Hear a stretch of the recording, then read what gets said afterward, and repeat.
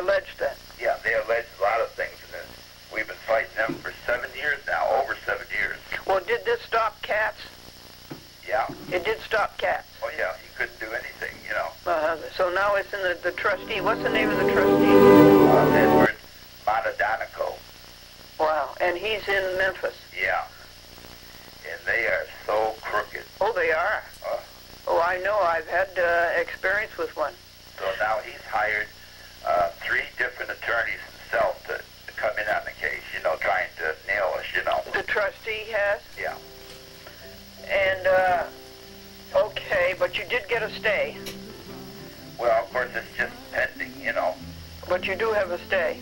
Yeah, they just, basically, we've appealed it up, let's see, we've got about 6 or 7 appeals, you know.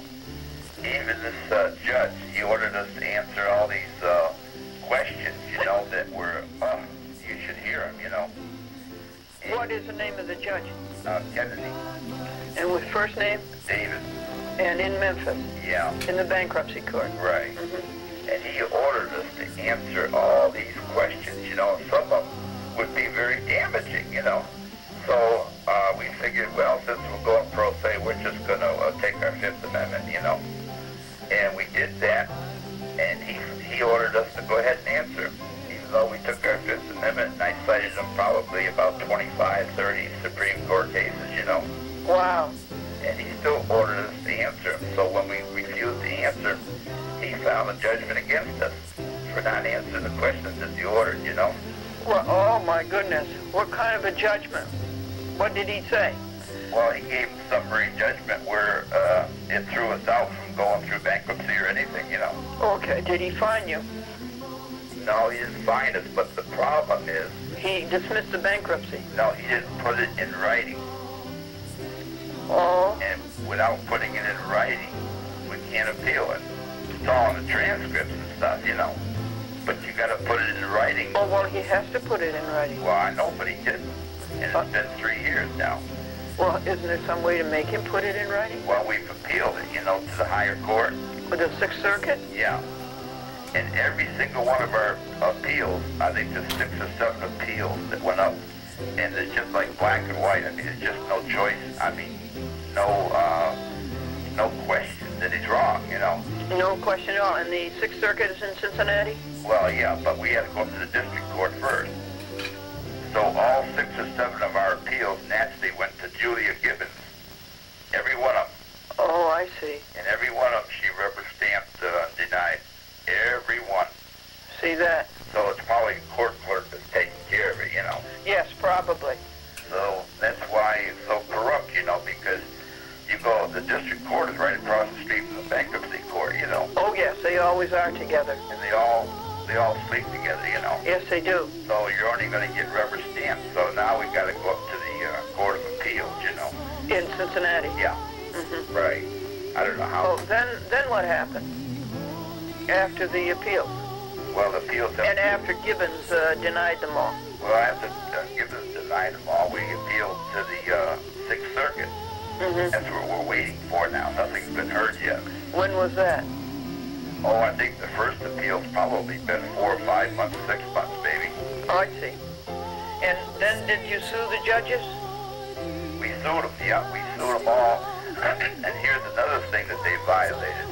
We went into the Memphis District Court with a RICO lawsuit, you know? Yeah. We brought it into the clerk, and it was a legal lawsuit. They stamped it. They dated it, you know. They took our money, and then they sent it into the pro se attorneys, you know. Yes. And they wouldn't issue the summonses like they're supposed to do according to law. Oh, yeah, they're certainly supposed to, yes. Because they saw who it was to. So yeah. When we sued them all, every one of the judges in the district court, all the pro se attorneys recused themselves. They all recused? Yeah. All of the whole district court in Memphis recused? They all recused themselves, so it sat on this one judge's desk. And who was that? Judge Turner. Turner. So it sat on his desk for many months, even though he was sued, you know. Mm-hmm. And then at the last minute, he sends it to a Judge Todd in Jackson, Tennessee. Uh-huh. who was also named in the suit, you know. Oh, my goodness. And he turns around and dismisses the whole suit. Well, that's stupid. Yeah, because we're suing him. Yes. So then we had to go down to Mississippi and file down there, you know. What is Turner's first name? Jerome. And what is Todd's first name? Of course, Jerome Turner died, you know, right after that. He did. Yeah. And what is Todd's first name? James, I believe. Mm-hmm. I'm not positive. Okay, now after Todd dismissed it, what did you do? Well, then we couldn't even appeal it. Why? Well, because it went up there to the Sixth Circuit, you know, and they just sent it right back. Why couldn't you appeal it? Well, we did. Oh, okay. You did appeal it then in the Sixth Circuit? Yeah, but we had sued them too. Oh, you also had sued the Sixth Circuit? Yeah. How many defendants did you have? Oh, probably about 80. 80? Yeah. Oh, okay. So the Sixth Circuit dismissed the appeal? Yeah. Mm. When they were being sued. How do you like that? Well, it's incest is what it is. Oh, certainly it is, you know. So then we went down to Mississippi and filed the same thing, you know. And of course they... What circuit is that? I don't know. I know that Louisiana is the... Oh, that's the Fifth Circuit. Yeah. That's in New Orleans. Yeah, so they dismissed it. Who, the New Orleans dismissed it? Yeah, both the district court down there, they dismissed it right away, and we appealed it. And of course, they dismissed it because all those attorneys are on the bordering state, you know, and they all know each other. Of course. What was the name of the district court in Mississippi? Was in the, what the hell's the name of that town? Trying to think of it. That's okay. And what was the name of the judges? I don't remember. It's on the sheet there, but I just don't remember. Okay. But you don't have a chance in the world, you know. No, and then what happened to the U.S. Court of Appeals? They dismissed it too. In New Orleans? Yes. Yeah. Who was the judge? Who was the chief judge? I don't remember. Does the name James Dennis ring a bell? It does ring a bell, yeah. Mm-hmm. Yeah. Yeah, he pulled a crooked one on me, too. He said I didn't file my appellant's brief timely, and I did. It was an out-and-out lie. Yeah. And he dismissed the case. Well, I'll tell you, unfortunately, you don't have a chance, you know. Now, this bankruptcy court judge also turned around and... Which one? What's his... Kennedy. Kennedy, uh-huh. Turned around because Celeste filed an adversary lawsuit against these trustee and his attorneys, bringing out all this fraud and stuff, you know. Yes, uh-huh. So it was a big, long, lengthy thing, and a big, thick suit, you know, which laid out all the different things, you know, about the trustee, and they were already heard by the District of Connecticut District Court, and yes. The District Court says that I didn't hold any interest in the trust, and Celeste didn't hold any interest in the trust, and it was a valid trust. They had already heard it, and they're trying to say they aren't valid now. Oh, yeah, that's bad. Yeah. Now, did Celeste write this complaint, this adversary proceeding? Did she write it? Oh, her and some paralegals, yeah. And paralegals? Right. It's a good one, too. Where were they? In Memphis? Yes, right in the bankruptcy court. In Memphis. Right. I see. What year was that? That was just this past year. Oh. And we filed it against the U.S. trustee because we felt as though she's not even doing her job by running herd over this No. court-appointed trustee, you know. They don't. They don't. They do. U.S. trustees do not do their job. Yeah, and you know that the time expired for them to answer on the lawyers and the U.S. trustee. Their time expired, you know. Really? And, you know, we went before the judge, and he says, well, he says, he's not going to file a default motion against them. So he refused to accept our default motions, you know. Now, when we take those default motions into the... They have no excuse for that. Yeah. A default is a default, and they cannot ignore it. That's right. Rule 55, Federal Rules of Civil Procedure. But they refused that, both of them, and then he just dismissed the suit against them. Now, what suit was that again? The adversary. Oh, the adversary proceeding. Yeah. And Kennedy dismissed that. Yeah, he dismisses it against them, you know. How can they do this in broad daylight? It's just so, it's like black and white, you know. And according to the bankruptcy code books, you know, when you file these motions to have their answers thrown out because they didn't answer in a timely manner, you know. Yes. The clerk is supposed to stamp them and file them, you know. Yes, and the clerks are crooked too? And they refuse to do that. So they send it up to the judge before they would issue it, you know, which they're not supposed to. That's in violation of Federal Rules of Civil Procedure 77, 78, and 79. Yeah, so then when it got up to the judge wouldn't let them issue them, you know. That's just plain crooked. Oh, sure it is. So that's another thing we got to appeal, you know. So the thing is, we go across the street and we're never going to get anywhere, you know. Oh, yes, you are. Not with them. No, because they're also rotten. I'm just hoping to get a court of appeals. But then the funny thing is now that they all got together and figured out this criminal thing against us now. Sure.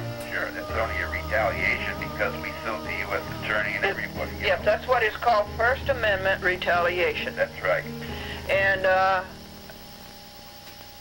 oh boy.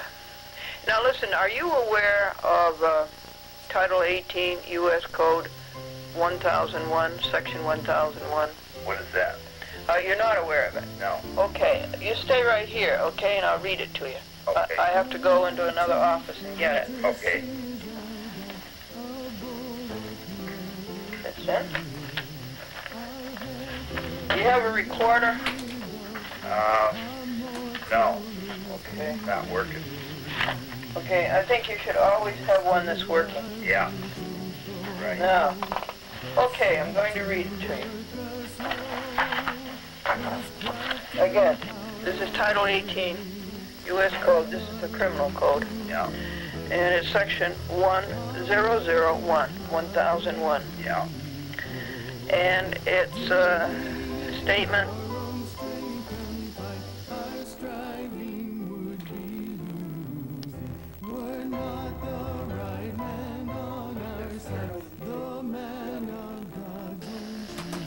Conceals or covers up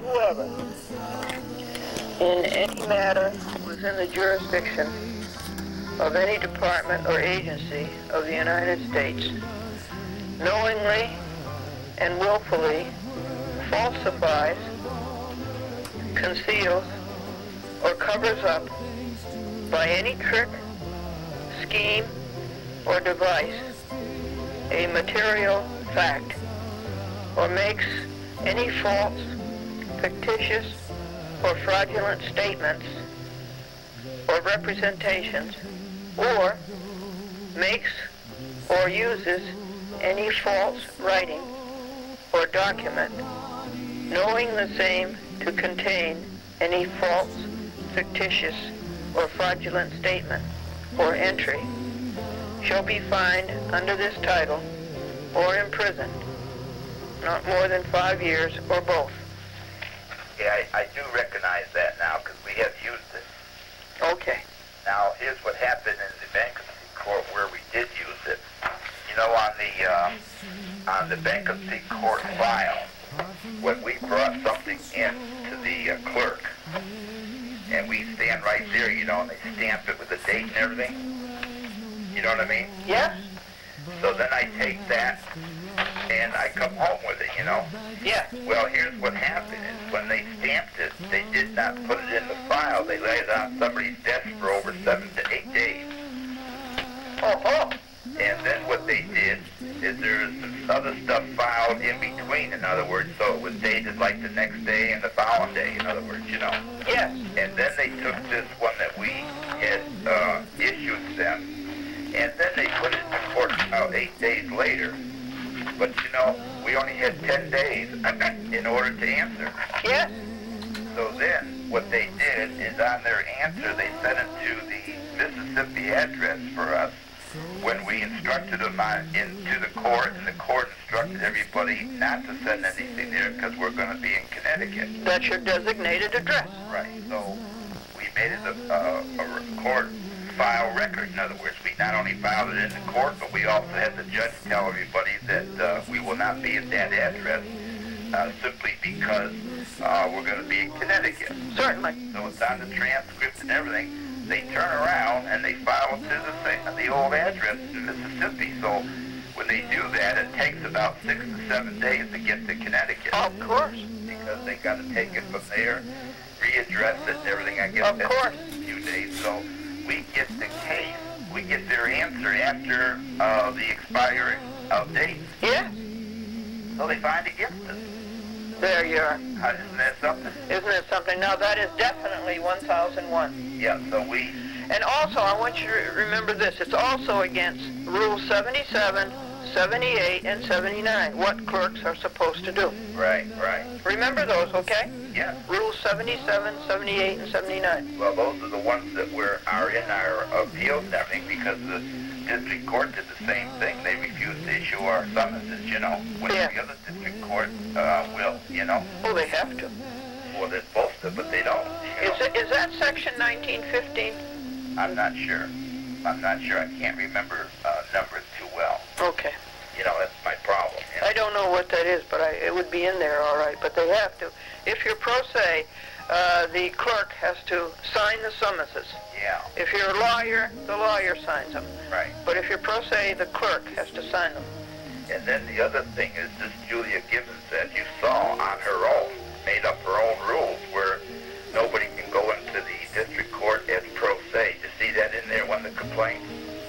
Oh, no, I haven't got that far. Oh, well, that's unconstitutional. Oh, sure, but she's got a law that any pro se person that goes in with any lawsuit or anything, that goes to these pro se attorneys.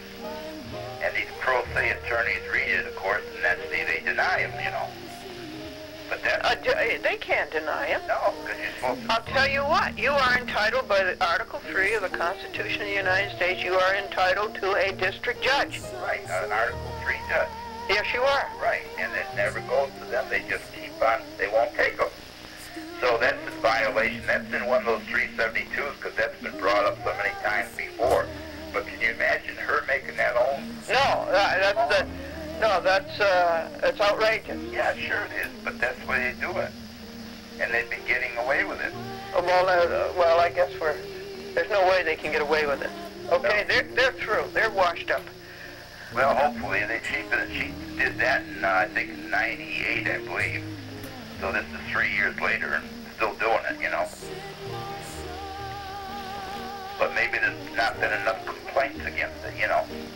Who filed the 372 against Hackett? And he ended up losing his judgeship? I don't know. I think there's a lot of these clubs around the United States, like Peggy. She runs that CCC, you know. So between her and a lot of these other groups, they all get together and they file these things. There's also Royce Martin. You ever hear that name? No. What is it? I think it's Royce Martin. Mm-hmm. And he's in the 6th Court of Appeals, and he has got something against him. Oh, a judge? Yeah. Mm-hmm. Yeah. Oh, that's good. What did you call about the videos and the White Plains judge? I called this Michael Brown, Mm-hmm. you know, who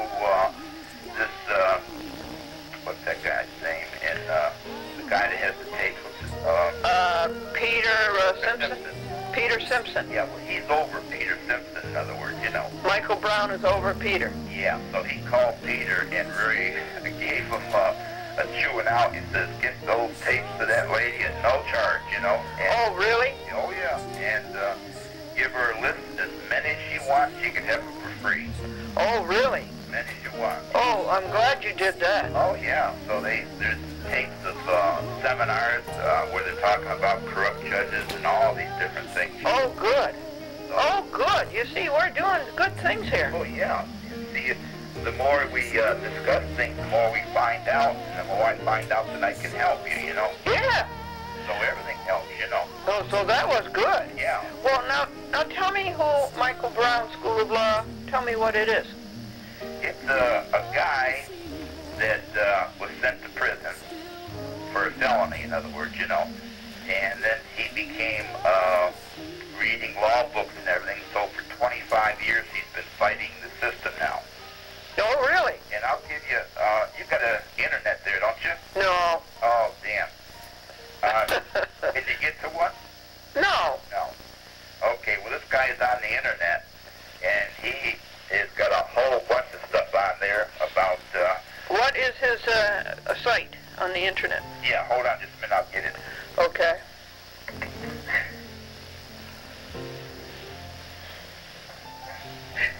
This is Bill Budrow. Okay, it's www. dot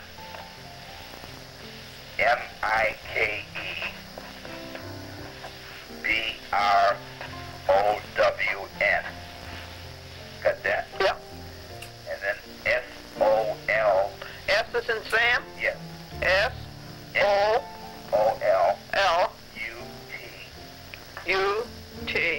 I-O-N. NS. Oh, dot. Com. Now, when you pull him up, it's got his picture, it's got his whole life story, all about him, you know, where he lives and how you get right to him and so forth. And he's been fighting the corruptness for over 25 years now. Wow. And he's absolutely, but he only does criminal, you know. Oh, But he's absolutely brilliant on criminal, you know. good. Oh, he's very good. What is his address? I know he lives in Springfield, Ohio. Not Springfield, Ohio, Springfield, Missouri, M.O. You sure it isn't Minnesota? Yes.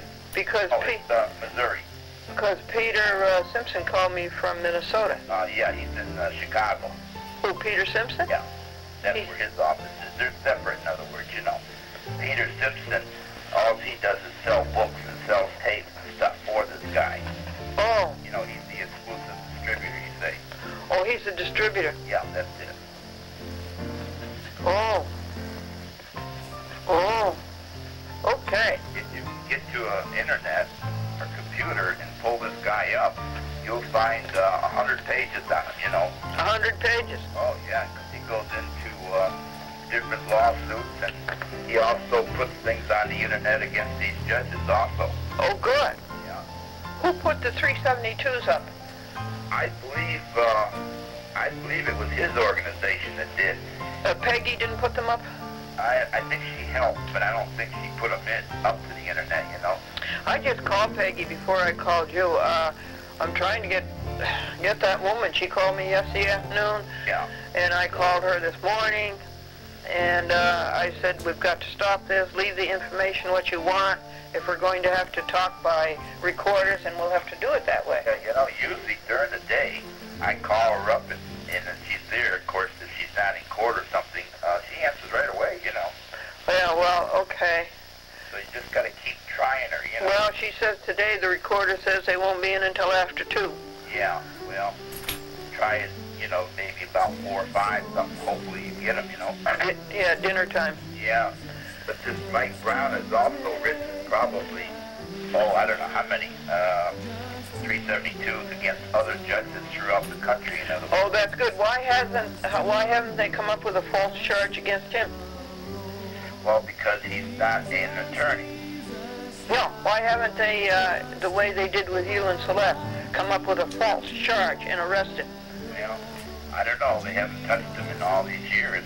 Mm-hmm. It's basically because they haven't got a case against him. If he tells them, Well, they haven't got a case against you. no, if they tell them nothing but the truth, you know, because all these judges, when you're naming these 372s, you're reading them, and it's all the truth, you know. It's not that you're lying or anything. It's all the truth.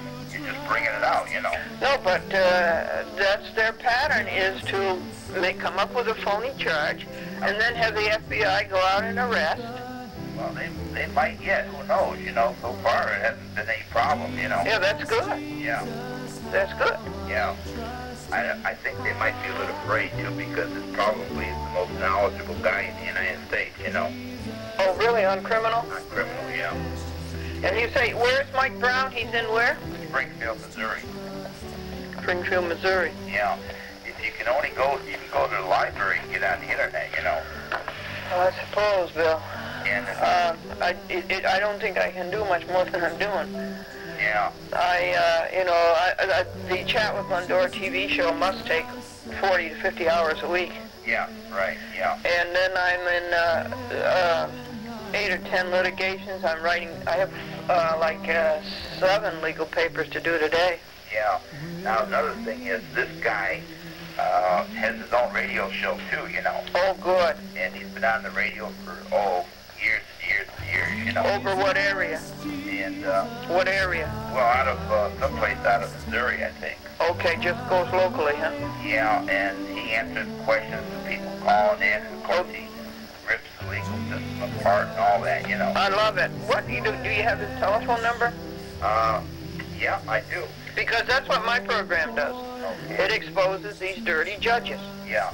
You can call this guy anytime, you know, he's a real nice guy. In fact, what you can have him do if you want, he can either make a tape for you personally, or you can interview him on a tape, you know. Yeah, or he could send me his tapes of his radio, and maybe I could play those on TV. Yes, right. Okay, his phone number is 417-890-8617. Very good. He knows all about you. Apparently he does, because Peter Simpson in all of his bungling did mention, are you the lady with the public access program? That's right, yeah. Oh, okay, then Peggy told him about me? I told him a lot about you. Oh, good. And he was very excited to hear that you had programs that are on different stations. Yeah. So that's why he says, I'm going to take care of this personally myself. I'm going to call Peter Simpson and tell him to send you whatever you want for free, you know. Oh, great. So if you call him, you know, you can even get personal interviews, or you can get whatever you want from him, you know. Oh, yeah, we'll help him out here in the East. And he's not only extremely knowledgeable, but he's a good speaker, you know. Oh, really? He gives seminars like you can't believe, and boy, I'll tell you, he just tells it like it is. He's so knowledgeable right out of his head. You know, this guy reads over 800 words a minute. Wow. So he just... With gusts up to 25 miles an hour. When I talk to him on the phone, he pulls these citations right out of his head, and he knows exactly what to do and how to do it and how to go about things. Oh, that's wonderful. You heard about him through Peggy? Yeah. I see. It was Peggy. Okay. Yeah. How did she hear about him, I wonder? She went to one of the seminars, I believe. Oh, great. Yeah. Great. Well, Peggy's terrific. See that? Now, you see how strong we are? Yes, right. There's Peggy in Florida. Yeah. You in Connecticut, Memphis, and Mississippi. Right. And Glendora in the New York market. Right. With all of the other TV shows. Yeah, we should get into even the California market, you know. Yeah, we should. We got to know people. Yeah, because my son is in California, you know, and of course... What town? Linwood, California, which is L.A. County.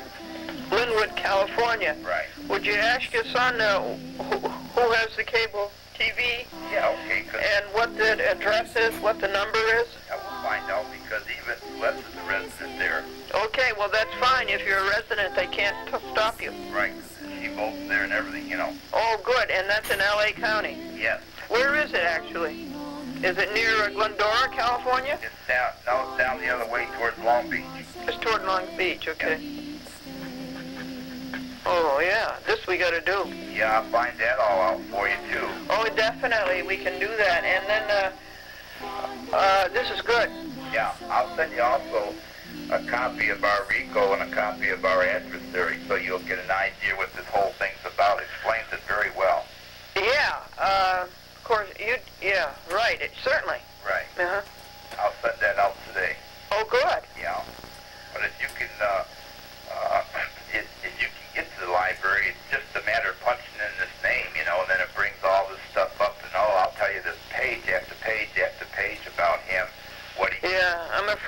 to get it, though, either on paper or on tape, because I just cannot go to the library. Yeah, I know. It's a big job. You know? Well, it is. I mean, I can't, get my work done in a day. I haven't had any free time for years.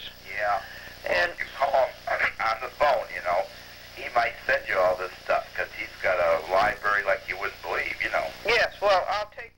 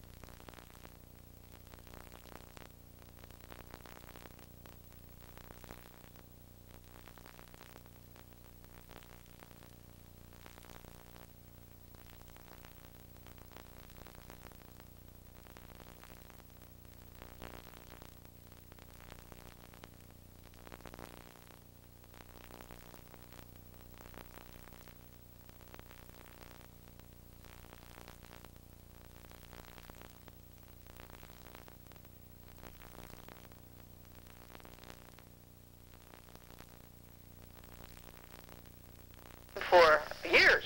Yeah.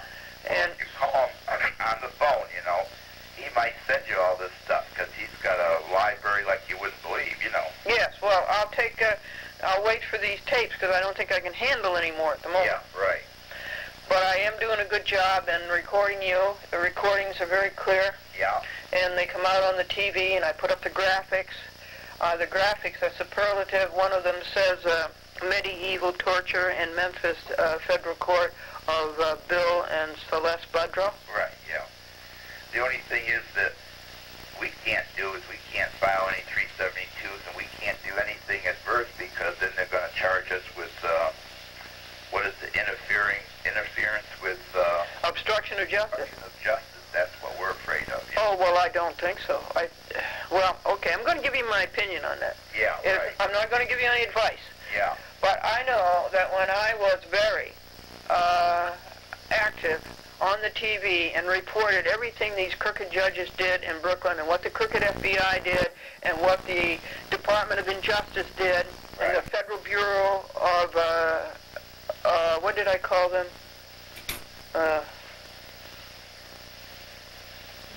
I don't know what I call them. It was really a funny name. And when I did that and put their names up on TV, up on TV in great big graphics, and told everybody, they didn't any obstruction of justice. They backed down. Well, the only thing is, maybe you were lucky. Maybe with us we wouldn't be so lucky. Well, that's true. Luck would certainly be a factor, but I just want you to know that I did not leave anything uncovered. I covered everything a half an hour a week for 2 years. Yes, right. And they really got it. Boy, did they get it. I read all of the legal papers, and when I write the legal papers, I really let them have it. Yeah. Well, see, that's the only reason why we can't file any 372s or be connected with it at all, you know. Well, I don't know if that is right, but as you say, it's a moot question. Yeah, it's better be safe than sorry, because if they do charge you with obstruction of justice, then you got another huge thing to fight, you know. Well, yeah, but it seems that sometime they've got to come to their senses. Well, that's what it seems, but nothing's happened yet in over 7 years with us. I know. 7 years. Yeah, I know. Well, I think I've been at it since 19. Yeah, I think mine is almost a decade. Yeah, yeah. And you know, you keep fighting and fighting and fighting, and nobody listens, you know. Oh, that's not true. No, well, nobody's listened to us yet, you know. Oh, they listen. Don't you think they don't listen? Yeah. They're just so indelibly corrupt they cannot extricate themselves. That's really what it is. Yeah. They're so deep in the pit they can't crawl out with their fingernails. And you know, the strange thing is that, like if you go to district court, you know, most people that are involved in district court, it all got broke down by Mike Brown. He says there's over 80% of the people that don't have the money to hire any dream team, you know, so they have to go with public defenders and... yeah, and that's a big joke. Yeah, that's over 80% of them. And then the district court in Memphis says that they're not going to accept any of these pro se things. Oh, well, they can't do that. Yeah, I know, but they've been doing it now. Oh, they just can't do that. Yeah. Okay? So they just cannot do that. You have a constitutional right, and they took an oath to support the Constitution. Right. So they just cannot do that. And I don't care how many times they say they can do it. They cannot. When you read those, the rest of those 372s, you're going to see that in there, where she just made up her own law. She's been getting away with it for 3 years now. Okay, well, you see, this is the things I have to do. And when am I going to get time to sit down on the TV and expose Gibbons and expose Mccala? You know, when am I going to get time to do that? Well, you know, if you get the Memphis station, then this Mike Brown and Peggy will do all the work. They'll make the tapes for you, and they'll do the whole thing, you know, chat with Glendora. Yeah, good. And they'll do everything for you, so all you got to do is just assess. Okay. Did you find out the Memphis? Yeah, I gave it to you. It's all written down in that my letter to you, in that... Oh, wait a second. I don't see any letter to me. Hold it. Let me go get your package.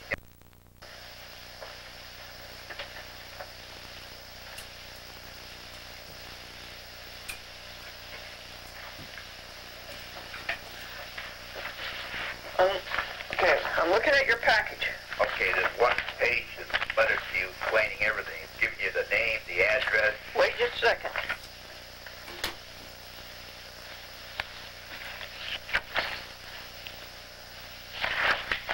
No, sir. I think that you might have sent me 2 letters, and I haven't got that one. No, it's in that big folder with all those 372s. All right, let me go through it again. Let me go get the folder, see if it's stuck inside.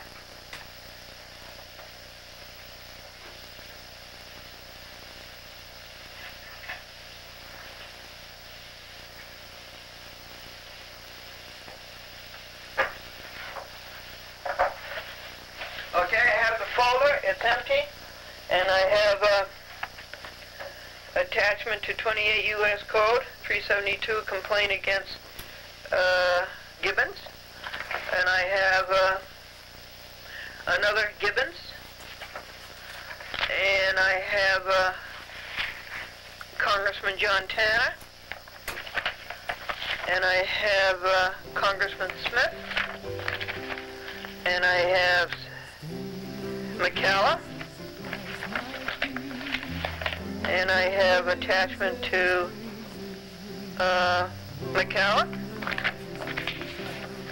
and I have an attachment to Mccala, and I have Operation Recall Mccala, fellow Americans, we need your help. And I have Operation Get Gibbons, fellow Americans, we need your help. I do not have any letter from you. Oh, boy. Stuck. Right in that package, huh? That was right on top. No. Huh? No. Yeah. Okay.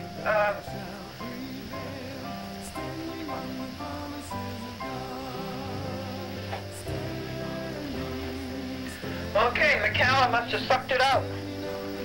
Well, it's got to be there because I remember putting it in, you know. Yeah, well. And it's got the address and all the mailing address and everything of Vision. It's also got a friend of Celeste's that lives in Memphis that was calling sponsor, you know. Oh, great. Now listen, did you send me 2 packages? No, 1.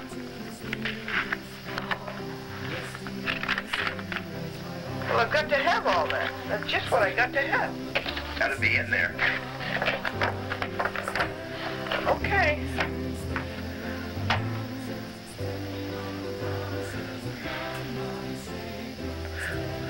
All right, Bill. It's 1 sheet of paper all tight, you know. Yeah. So you should see it there, you know. I should, and I just went through every paper. It might be tucked in someplace because I know I put it in there. All right. Very important letter. Yes, it is. Okay, I'm going through this one sheet by sheet.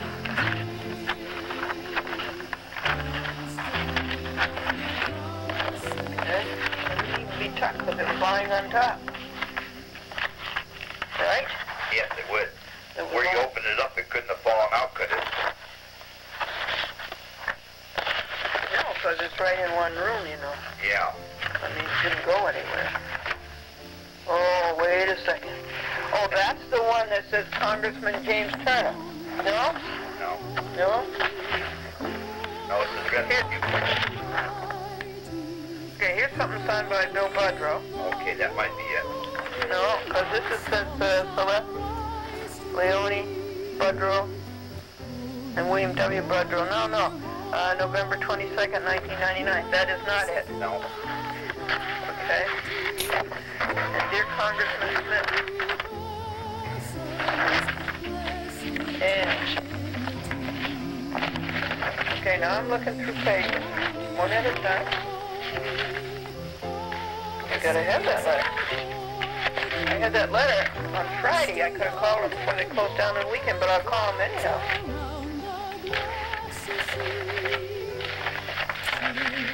I gotta have that. I want to have that even before it's home, because they don't want to mess up the call.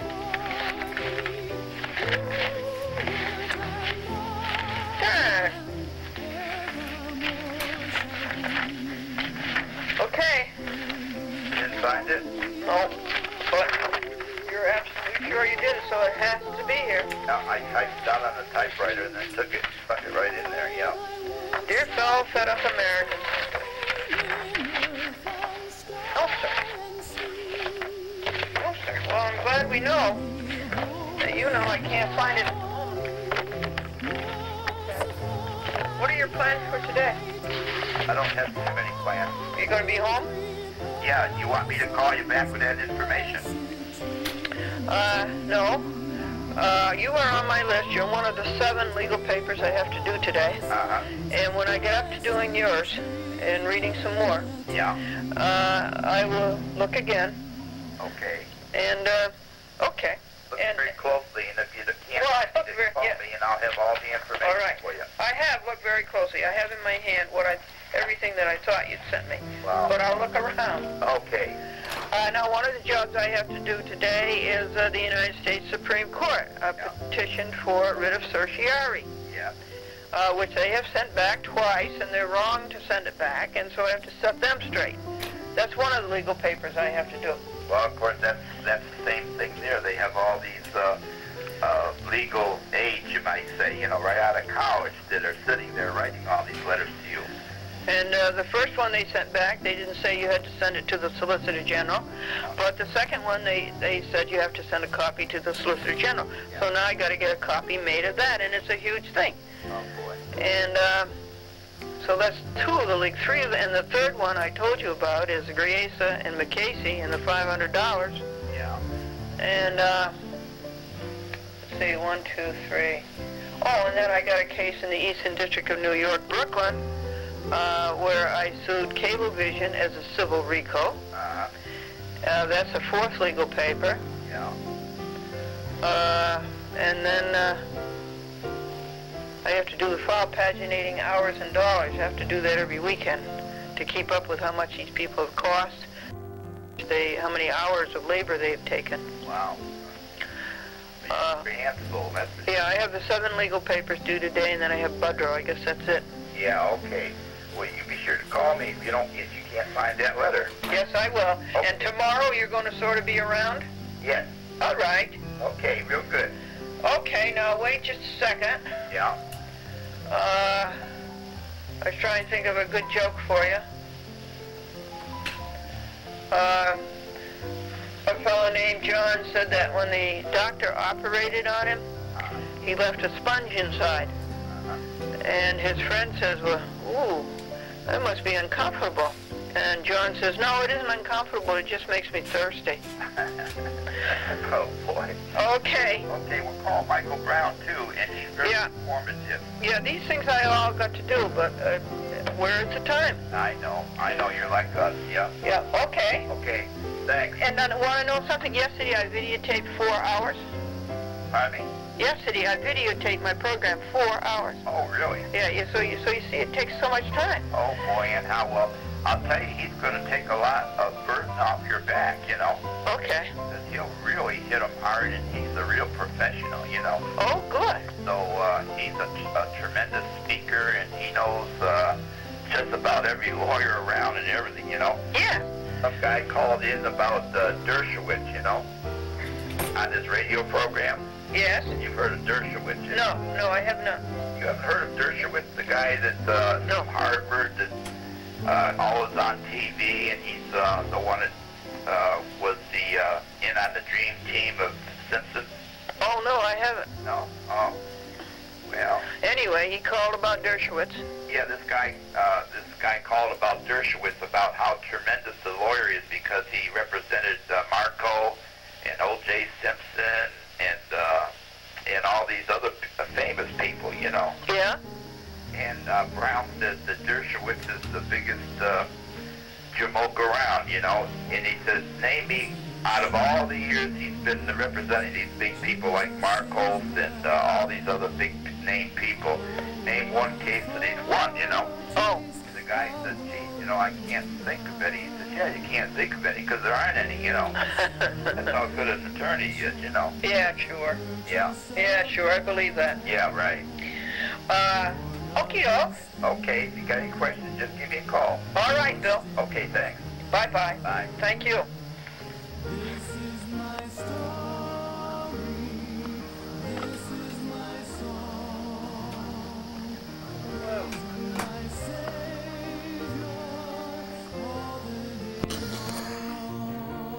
So that is Bill and Celeste Budrow being tortured by the United States District Court in Memphis.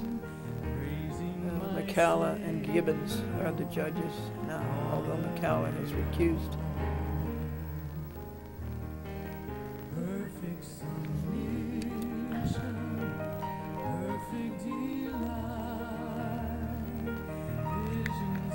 And what am I doing over here? I've gone on to Part C of Mccala.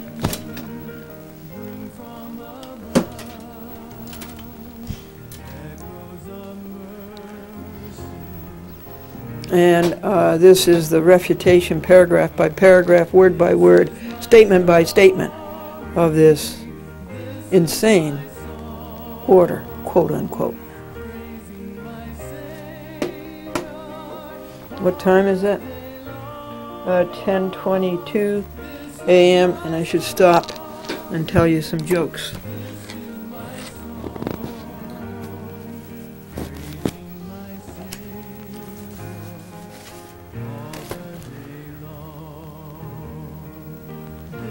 Bill said to his buddy, Joe, I see spots before my eyes. And Joe says, have you seen a doctor? And Bill says, no, just spots. And the doctor looked at Judy and said, you have acute appendicitis. You have acute appendicitis. And Judy says, look, Doc, I came here to be examined, not flattered. And the doctor said to Harry, I can do nothing for your disease, it's hereditary. I can do nothing for your disease, it's hereditary. And Harry says, okay, send the bill to my father. Did you hear about the doctor 20 years ago who was so meticulous that when he gave a shot for German measles, he gave 2 shots, one for East Germany and one for West Germany.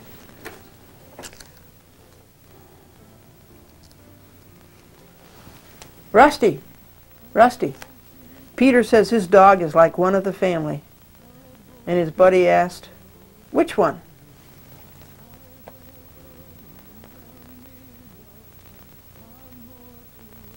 You know about the dog who plays poker? Yeah, he sits at the table and he plays poker. The problem is, he's not very smart. When the dog gets a good hand, he wags his tail.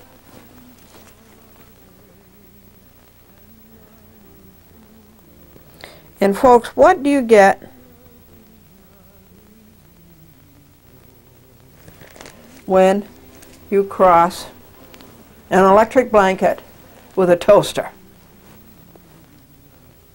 What happens when you cross an electric blanket with a toaster?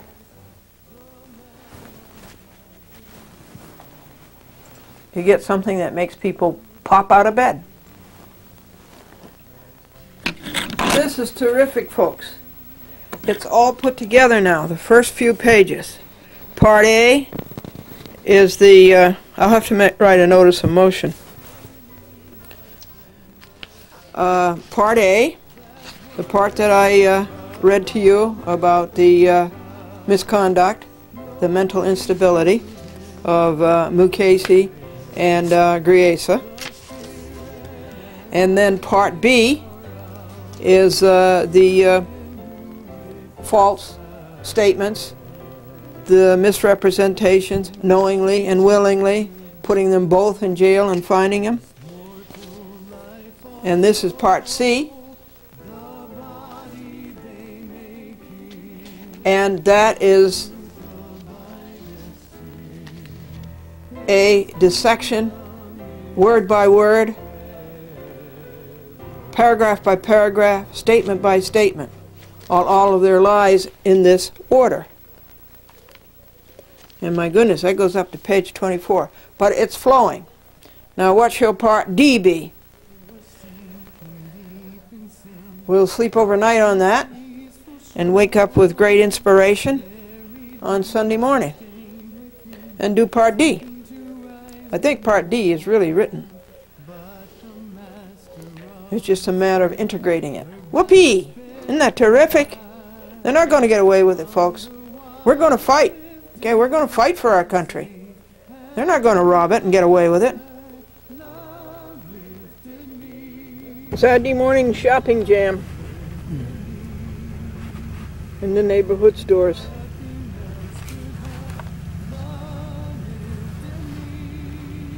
We're doing very well on Dolan. We have to take it to Staples and have it reduced 50% so we can put 4 pages on a sheet and keep it down to 5 sheets because of the postage costs and the mailing costs. What a beautiful day, folks. 4 o'clock. And I guess that I got the pages reduced. I don't know if it's going to work yet.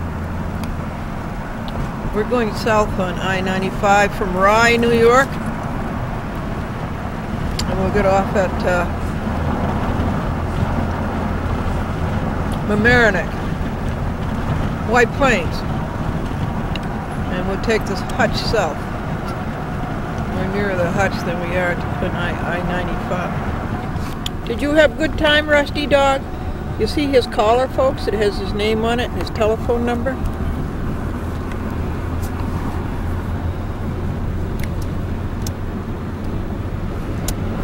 $949-9495, Rusty. He likes that because it scratches his neck. Well, I found boots, but I don't know if they're waterproof or not. They certainly look it because they're mountaineer boots. And they were $90 at Kohl's, 70% off. So they came out $27. And I I bought these pretty socks. I don't like paying more than $1 for socks. These were about $5. But they're so pretty.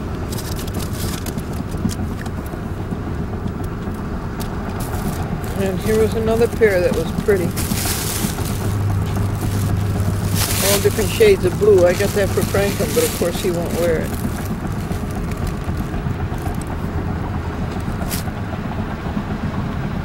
And I love going to Odd Lot.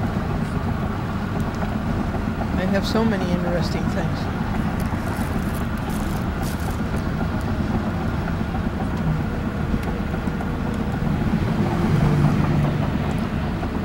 February 24th, 2001.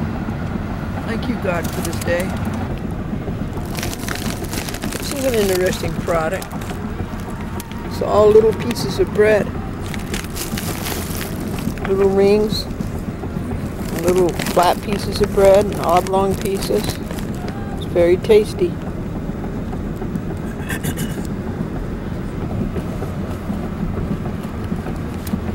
How do they make such little things?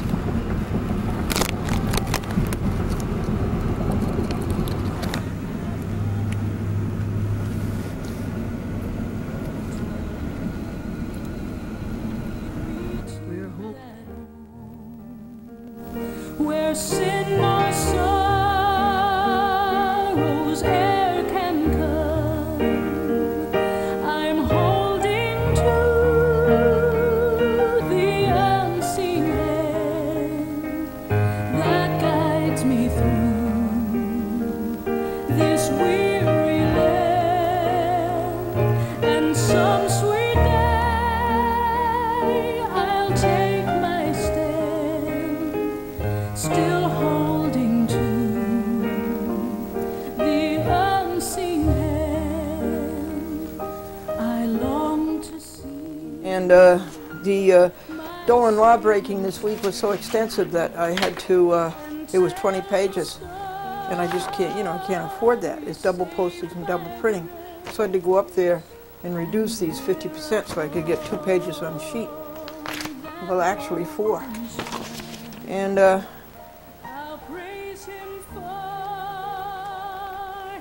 this unbelievable fight between a customer and a clerk.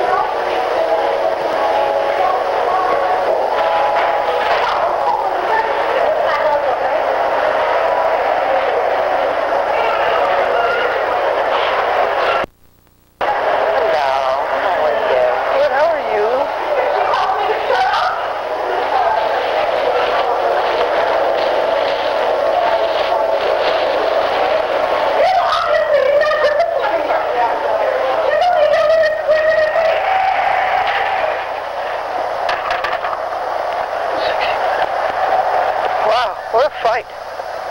It was between a customer and an employee. And Eddie, who was just a little boy years ago, months ago or weeks ago, now seemed to be in charge. And they put hands on him, too.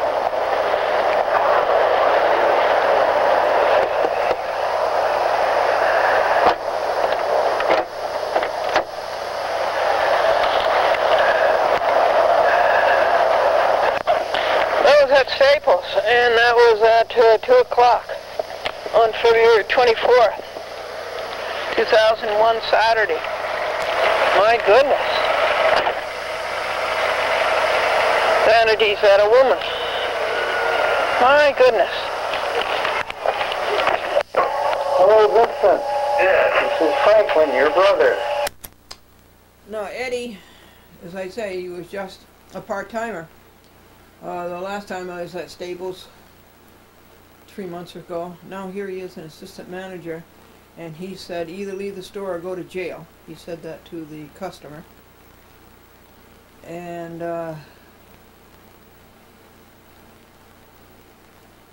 then later on, I was out at the 1980 Lincoln, and I saw this rather well-dressed woman, rather attractively dressed, and a lot of black long hair. And I saw her walking slowly up the hill of the driveway in the back of Staples in Port Chester,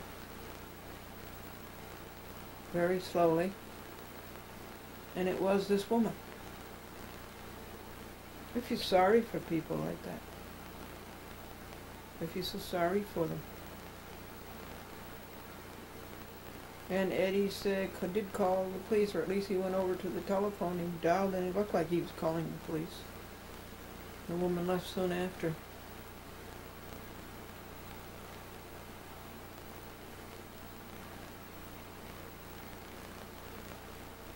Okay, I brought you home some music from church. A beautiful trumpet soloist named Jack. He's an instructor at Lehman College in the music department. Well, that's very good.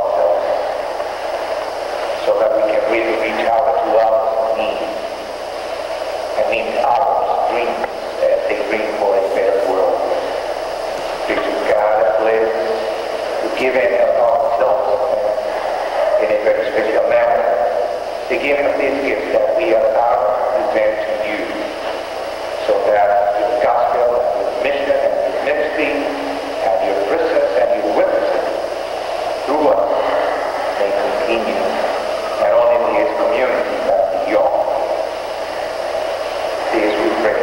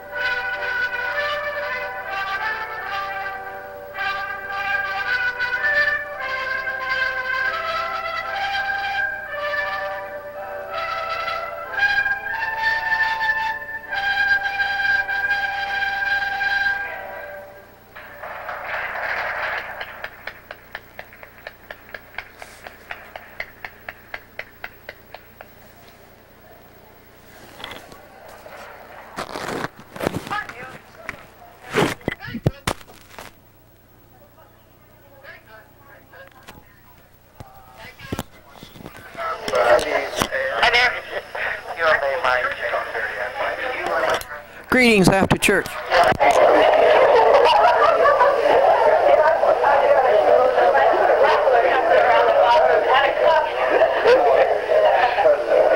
there. Hello. How are you?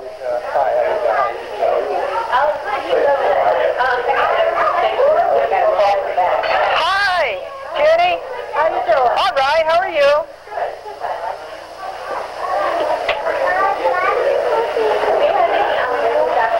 Hi, Paul. Good morning. Did you hear about the doctor 20 years ago? He was so meticulous that when he gave a kid a shot for the German measles, he gave him 2 shots, one for East Germany, one for West Germany. I entitled my paper, it's an omnibus motion for 1, Glendora shows cause, 2, you show cause. You, the court, show me cause. Paul is a lawyer. He's a lawyer for Time Warner. He's a former U.S. attorney, assistant U.S. attorney. And he has triplets. And he also has another nice child, older than the triplets, who are about 4 years old, 3 years old. And I'm talking to Paul about McCasey's order that Glendora has to pay $500 because she filed a lawsuit. And they're saying that Glendora doesn't have, cannot file lawsuits in other districts, which is crazy. Of course she can. And so, let's see what Paul says about this. Why you think you can find me $500? You show cause. You, the court, show me cause. Why you think you can find me $500? Because I'm in form of pauperous, and why you think that you can stop me from filing lawsuits and other. And then 3, for a Rule 50 motion for release from order.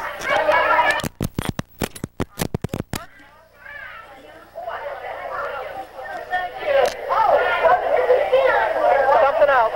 But 5 was Title 28 U.S. Code, Section 144 and 455, why you shouldn't recuse with such blatant bias and prejudice. You know what they did to the order, Paul? This thing doesn't even have a case number, like 2001 Civ dash dash dash and the initials of the judge. Doesn't even have that. You know what it has? It has an M, 120. Doesn't even have a case number. N120. Emma. I imagine it stands for miscellaneous. It is, right, yeah. So it doesn't even have a case number. And guess what they did with the case? At the end of all this invective, they put cases dismissed with prejudice. Dismissed with prejudice. Nothing about the case. This is the New York City Parking Violations Bureau Civil Redress. And great cause of depriving a person of his property without due process. Hey, Millie. For my better half, the colleague's better half. All right, thank you. Well, it's pretty bad, don't you think? Yeah. So, is this an appeal or is this something you're He gave me an order. Yeah. He gave me an order. Report. Yeah, he gave me an order to show cause. Why I shouldn't be fined $500 and why I shouldn't file any lawsuits in any other district court. So, already it's 26 or 30 pages. It's just an outrageous. And it's an unbelievable document that it could ever come from a United States court. When are you going to file it? Oh, I'll hold it until March 9th. March 7th. I'll hold it until a few days before. Get a post office mark on it. Right. But it's written, and I will be reading it on TV. But that is terrible, how they can do that in broad daylight and call themselves an American and that they've taken an oath to support the Constitution of the United States. It's just unbelievable.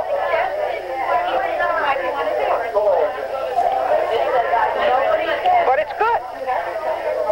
It's good. Well, the question I have is,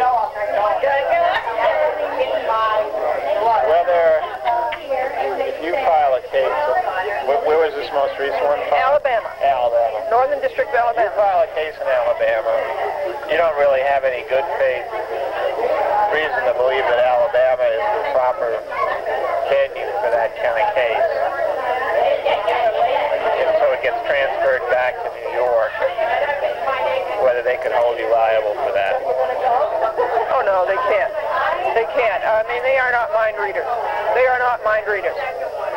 I filed a case in Alabama with good cause because I thought it was a fair forum. I knew my own district would not give me a fair forum. I knew that. Yeah. But what's your basis for filing in Alabama? It's almost just the way judges are appointed, at random. Yeah. At random. They come out of the wheel at random. Yeah, but I mean, to file a case in a particular place, you've got to be some connection with that jurisdiction. You can't just file a case anywhere you want. Oh, I think you can file a case anywhere you think you'll get a fair forum. Well, I don't know about that. And Congress is very explicit about forum shopping. They encourage forum shopping. They encourage it. Why do you say that? Well, because I read their papers, and I read them in Moore's Federal Practice, a whole chapter on transfer by Vero, V-A-I-R-O. And I wrote quite a scholarly paper on transfer, 150 pages. But I know I cannot. I have a right to petition my government for redress of wrong. I have that right. They're not going to take it away from me. And I, as an American, am not going to listen. And so I cannot petition them in my own, because this happens over and over again. Now, you see, that proves my point. A transfer has to be in the interest of justice, Title 28, U.S. Code 1404. Doesn't that prove my point? They come back, they don't even look at the case, and they dismiss it with prejudice and fine $500. Does that prove my point, or doesn't it? I cannot get justice in the Southern District of New York. Well, their view of it is that they told you that you had to ask permission before you filed any cases in the district. But I didn't. You knew that this was going to come back. I did not know it was going to come back. Why do you maintain that? I filed a case in the Little Rock District Court. Did it come back? No. It didn't come back. What did he just dismiss it? Yes. He dismissed it because he was too lazy to read my complaint. He asked me to rewrite my complaint, and I wrote back and I said, I reread my complaint. It's a well-pleaded complaint, and anybody of intelligence 70 can read it and understand it and rule on it. So he dismissed it without prejudice. Now, I filed a case in St. Louis, United States District Court of St. Louis. That didn't come back. That was dismissed. So you cannot say that I knew that this was going to be transferred. I did not. See, the trick is, when you file them, make sure that you have defendants in more than one district, and they can't transfer. They don't know. They can't know which district to transfer it to. So that's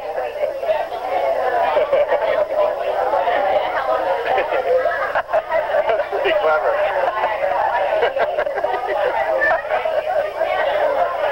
Oh, Glendora, I don't know.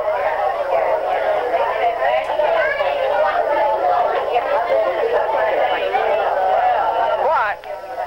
I'm going to steal that car. Okay. How's Franklin doing? Oh, Frank's doing very well. Yeah, very well.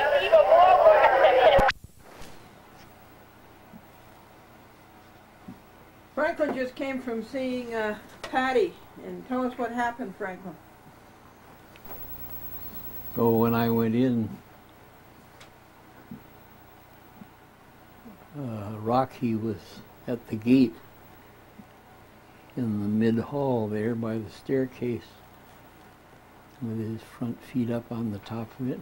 So I went and I petted him a while, and he liked that. And I went in the living room, and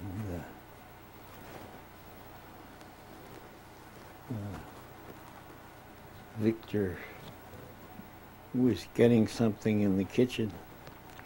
He asked me if I wanted a cup of tea. I said yes.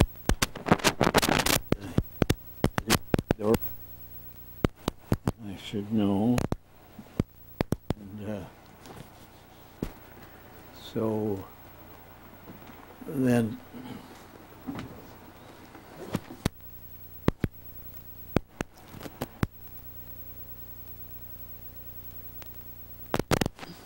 he brought 2 dishes of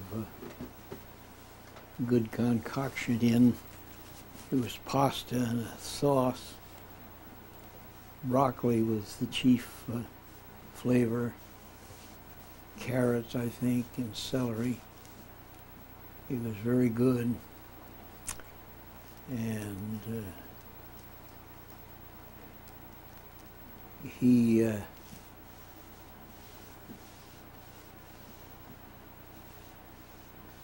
then went out in the kitchen, I think, and then he came in again and sat down, and Rocky somehow got in, came bounding in. And you should have seen how agile Victor is, keeping in front of Rocky. And, well, Rocky came in and got up on the Davenport behind me and Patty. And so we got him down from there. And then in the entrance to the living room, of course, it's quite a wide entrance, and he and Victor went back and forth. And Rocky never did get in. Victor's very fast. And so, Oh, he gets a lot of experience, huh? yeah. So finally Rocky went back to the kitchen. And then Victor didn't sit very long. He disappeared, the same as he did last week. Went upstairs, I guess. The good food that he gave you, that's because, tell him that he's a graduate of the Institute, the Culinary. Culinary Institute of America in Hyde Park. And then he went upstairs, I guess. We didn't hear anything more of him. I told Patty to tell him how good the meal was. And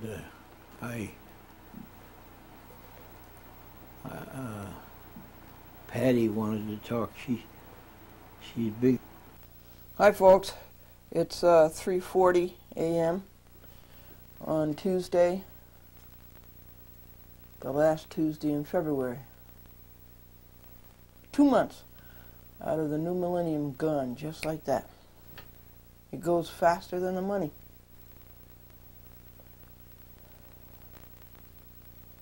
Let's see, we left off videotaping. I keep a list, and I think Sunday afternoon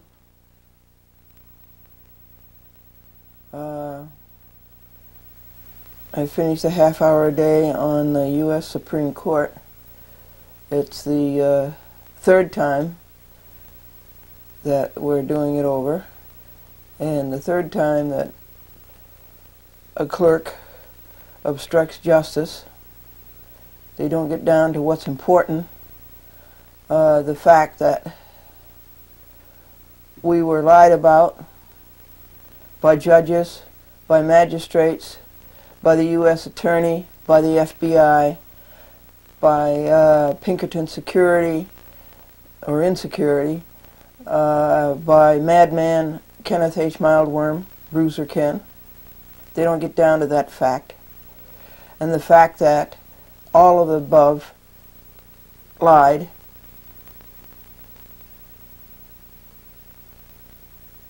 and falsified and misrepresented and betrayed the United States of America. We don't get down to that. No. We just talk about filling out the informer papyrus.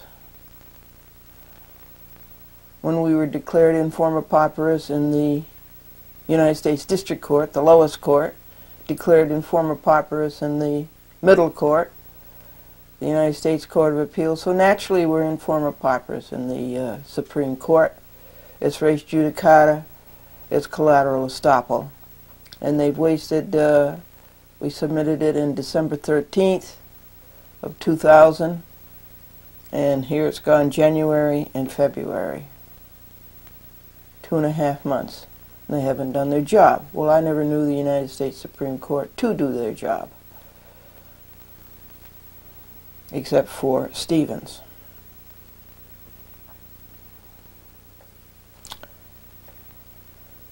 So that's being worked on. It's best to report to you on it when it's completed. And then in the afternoon, a rainy, rainy, rainy, rainy afternoon. It's always something this winter. It's either sleet, or it's rain, or it's snow, or it's ice, or it's wind. It has not been a friendly winter. And then a lot of time was spent on the corrupt, evil Eastern District of New York, when nobody can get justice. They don't know what they're doing. They're dedicated to cheating. They don't know the law. They don't want to know the law. On Glendora versus Lemley, that Cablevision is a civil recall. That Cablevision is a racketeer. And you know that as a subscriber. I know it as a subscriber. I know it as a public access producer. I know it as a shareholder. That Cablevision is a civil recall.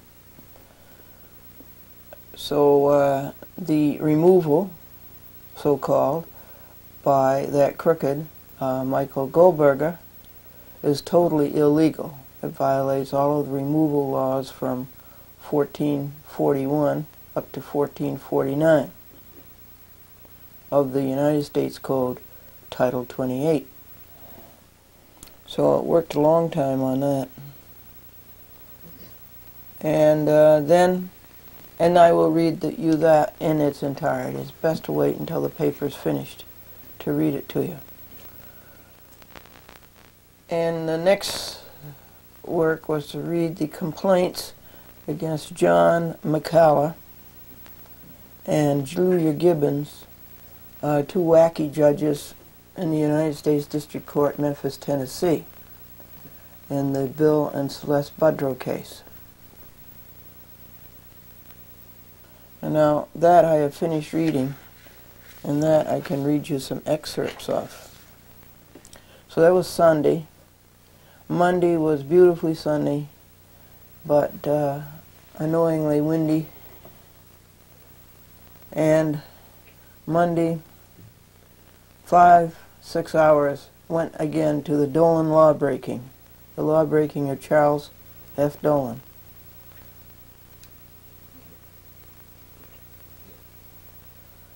And that's this legal paper that I will read you because it is complete and it has been served. Thomas DeLuca was here helping me with the copy cartridges. He was able to pull out the ripcord that went all to pieces when I tried to pull it out. He was very, very smart.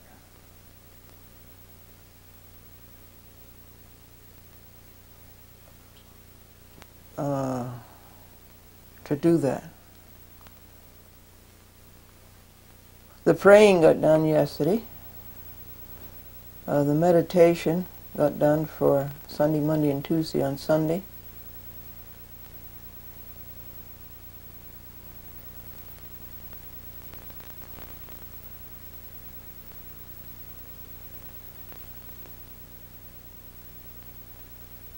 And then Franklin told me about Grandpa Phoebe, his mother and father, who were married 66 years. And Grandpa Phoebe died just 2 months short of his 100th birthday. And when Grandma Phoebe died, and they were just about to close the casket, Grandpa Phoebe broke off a rose from the bouquet and put it in Grandma Phoebe's hands.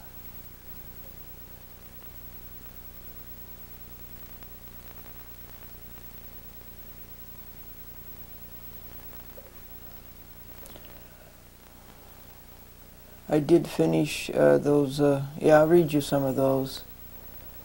There was tremendous progress on the lying, stealing, and cheating of Thomas P. Griesa and Michael B. Mccala in the United States District Court, Southern District of New York. It's unbelievable how bad they are. It's just unbelievable how bad they are. And as I say, that paper is very long. It's 50 pages, and it will be best to read it to you when it's completed. The paper is not due until February 7th. We had to serve the Solicitor General of the Department of Justice. Actually, it's the Department of Injustice, because one of the parties is an assistant United States attorney, as crooked as anybody can be, named Edgardo Ramos, who lies, who steals, who cheats. But then I've never known an assistant U.S. attorney that didn't do that. And so we had to have copies made of our petition for writ of certiorari to the U.S. Supreme Court on the Bruiser Ken hoax and fraud, on cheap Calabrese, cheap Azrak, Levy, Gershon, Ross, Gold, all Eastern District clerks. So we had to have a copy made of that, and it wasn't inexpensive. I couldn't sit here doing this myself. That would have been just as expensive, I guess, when you count out that paper. We had to buy a whole box of reams again. But that cost a lot of money, like $7 or $8. 2 copies of that, one of Franklin's and one of Glendora's, to send to the Solicitor General. And the Solicitor General is supposed to be your watchdog on crooked U.S. attorneys. But he isn't. You know, he's bought and sold just like all the judges. You know, you've got a government full of gangsters. You've got a great government. It's a wonderful government, in theory only. It's been stolen from you by a gang of gangsters. Eugene Crescenzi is back from Italy, from researching the Italian foundations of the United States Navy. The United States didn't have a Navy, so he claims, and they went out and they hired these Italian privateers to do their work on the seas, high seas. A theory of, a hypothesis of Gene Crescenzi. So we'll be getting in touch with him and getting more insight on these, what he calls a secret government, how your government has been taken over by racketeers. And there's just no doubt about that. I've certainly given you ample evidence of that, and more to come. So, we're up to date as far as last night, Monday. And I will read you some of those complaints about Mccala and Gibbons. Probably the biggest streak of light this week was to find out about Michael Brown, who knows his system and who is exposing it. He's from Springfield, Missouri. And I want to talk to Michael Brown, but I've got to have these 6 great papers cleared away and have some time. And then yesterday's in-mail, the in-mail is always bad.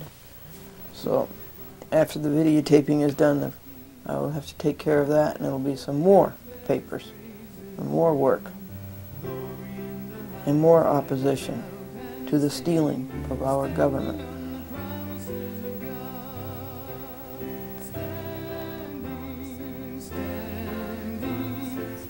Cooking hasn't been very good, except Franklin and I did make an apple pie that was delicious.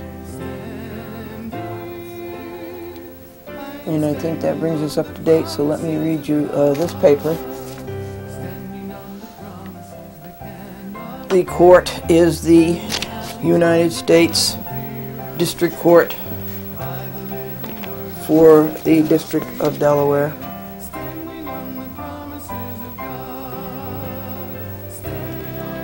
Funny that this doesn't take a close-up. It goes all purple. The plaintiff is Glendora. The defendants are the Hoods at Cablevision, Charles F. Dolan, James L. Dolan, Robert S. Lemley, Cablevision Systems Corporation, Charles Forma, Victoria D. Salhouse, Secretary Marine, Paul Ryan, Tony LaValliere, Robert Astorita, Chase Mellon Shareholder Services, which the name has been changed to Mellon Shareholder, Mellon Investment Services, Robert Callaghy, Cablevision's liar for hire. I really got rid of him. And sadly, Stevens, Burke & Burke, the law firm, liar for hire. I got rid of them also. And Thomas J. Hillgartner, defendants. We still do not have a case number. Jury trial demanded. Glendora Memorandum number 14 and letter to shareholders number 10 to her United States District Judge, Delaware. Headline: Dolan violates Section 13, 15, and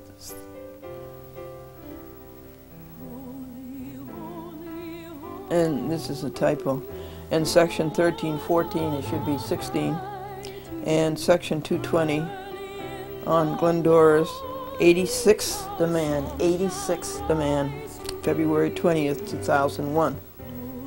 Franklin made the demand at Bethpage headquarters at 10 a.m. circa. He went and asked to see the shareholders list, see the books, the records, and the minutes. And Dolan violated the law. And this is our 86th demand. 2. Shareholder list is a fake. 5 more returns came February the 22nd. And 24 deads out of 246 is an error of 10%. 0.0979.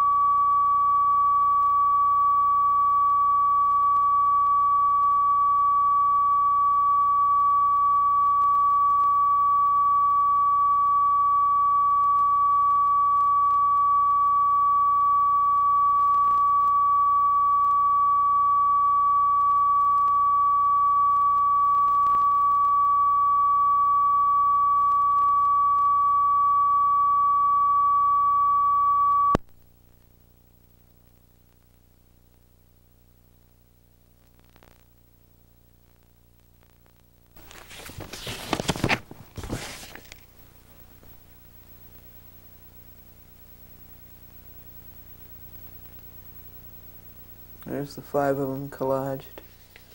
And there's a newspaper article about the Cablevision rainbow tracking stock and the phoning voting and the railroading of Charles Dolan on February 16th. And I have asked for all of this to be annulled. That was last week's order to show cause on the basis that Charles Dolan broke so many of the federal laws and the state laws at that shareholder meeting of February the 16th. Now Glendora refutes the vapid letter by vapid Charles Former, the pirouetta.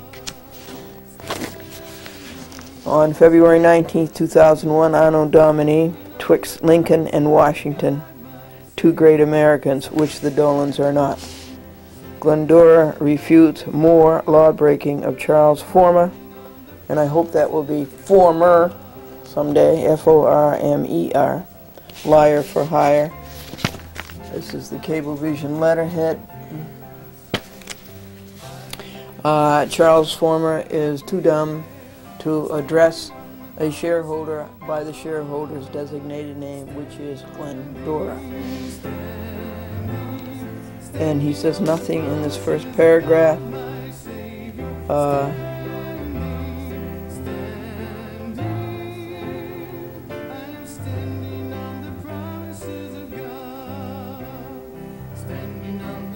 This is in connection with Cablevision's November 10th, 2000 shareholder meeting. He'd be much better off saying, in connection with the Cablevision shareholder of November 10th, 2000. But his English construction is as bad as his legal construction. You sought access to inspect our shareholder list pursuant to Section 219 of the Delaware General Corporation Law. And he has that wrong. The name of the law is the Delaware Law of Corporations. In order to communicate with shareholders regarding Cablevision's proposal to issue a rainbow media tracking stock, as more fully described in the proxy statement dated October 10th, 2000. This statement is way too long, it's extremely awkward, and it's very immaturely put. Cablevision afforded you access to inspect such records on November 7th, 8th, 9th, and 10th.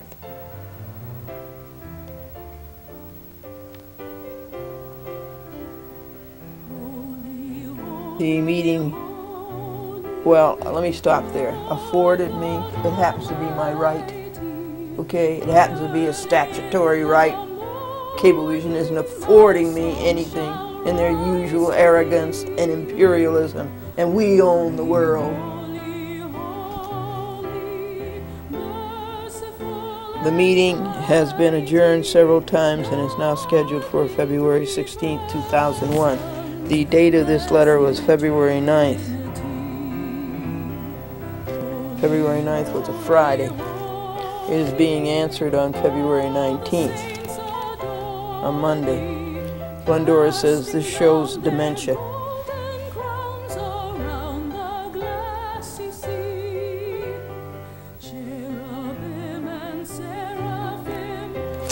Okay, that takes care of his first paragraph. Here's Bob Hope in Glendora in the year 1956. Former says you have also sought inspection of the shareholder list and unspecified book records pursuant to Delaware General Corporation Law. No, it's the Delaware Law of Corporations. Section 220, to communicate with shareholders seeking to fire Charles Dolan. That's right, we have to fire Charles Dolan. Vote against the rainbow tracking stock proposal and to vote against MGM's acquisition of a 20% ownership interest in several of Rainbow's national programming services. Parentheses, a matter which is not subject to shareholder vote. End of parenthesis. Again, the statement is long, awkward, cumbersome. He doesn't know how to write. He doesn't know how to talk. He doesn't know how to think. All he's there for is to lie and cover up for the wrong done by Charles Dolan and the Dolan gang, the Dolan family. Well, Glendora says to all of this, A, inspection of the shareholder list is my statutory right. B, in 2 states, New York State and Delaware. C, neither Delaware law nor New York law says anything about quote-unquote unspecified. This is just another of your cheap cheats. Good phrase, cheap cheats in your forever fugitivism of lawbreaking. Headline, specify. You specify. Charles Dolan. 8. Start with a list of all the books Cablevision Systems Corporation keeps. I want a list of all of the books. Then I'll choose the first one I want to see, then the second, the third, and so on. 9.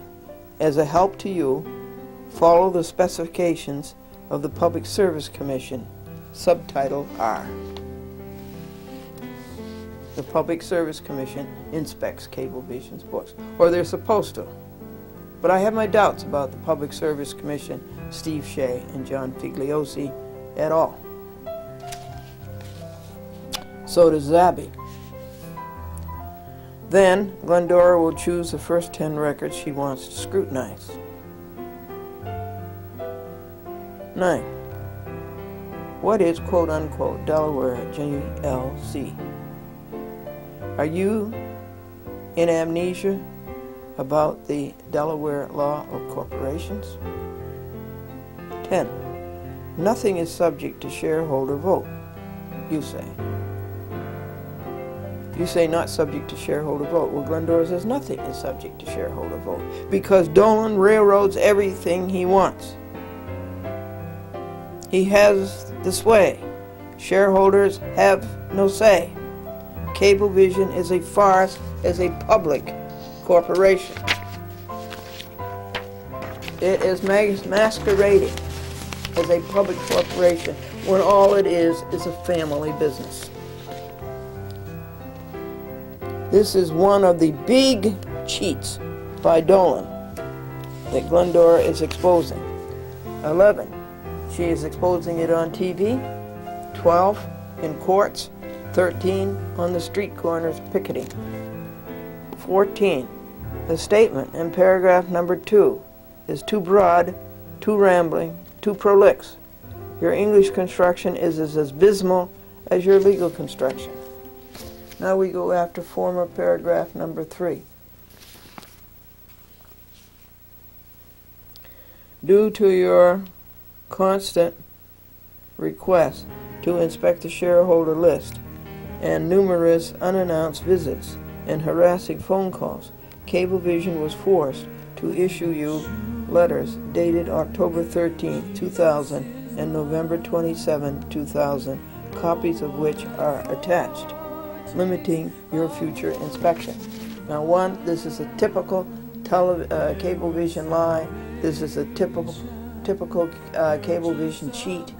This is typical Cablevision arrogance, and this is typical Cablevision Gestapoism.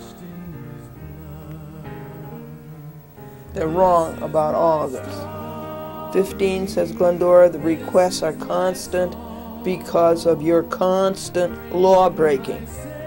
81 times out of 86 demands. Law breaking. 16, quote unquote, due to is bad English. Say, quote unquote, because of. 17, the law says nothing about unannounced visits, quote unquote. You are as inept as Victoria D. Salhouse, another Dolan liar for hire. 18, prove, quote, harassing phone calls, unquote. No phone calls would have to be made if Dolan lived by the law. But Dolan chooses to break the law. Dolan is a compulsive law breaker, and you are his liar for hire, constantly making a fool of yourself, of Dolan, and of our corporation. 19. Cablevision has not, quote, forced to issue any letters, unquote. All Dolan had to do was to live by the laws. Your law-breaking